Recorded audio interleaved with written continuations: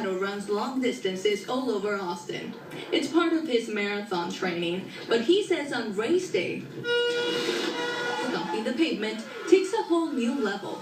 There is a point during a marathon, I think, for everyone close to mile 20, where you're like, what am I doing here? The Berlin Marathon is Ferraro's latest accomplishment, but running with an adrenaline rush and a cold caused Ferraro to pay the price of ignoring his body's signs of dehydration. In reality, once I crossed the finish line, I couldn't move. It took me probably 2 hours just lying on the ground, sipping on fluids and trying to eat to get my body to be able to walk again.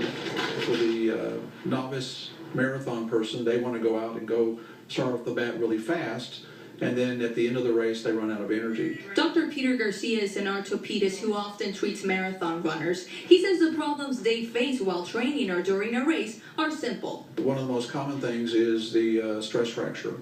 And that usually happens with somebody that's training.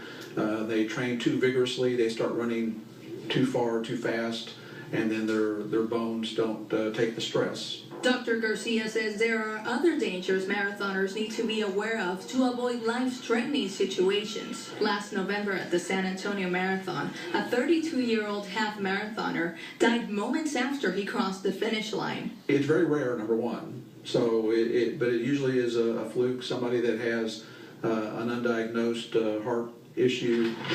Runners are also vulnerable to the dangers of dehydration.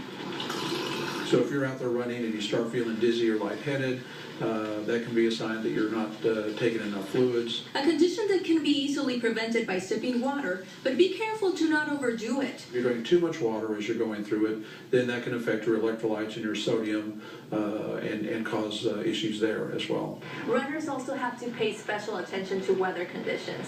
For example, if it's too hot or humid, experts say you'll have to run at a slower pace to have a safe race. It's not a big deal. That's normal. That's just your body trying to adjust itself to the weather conditions.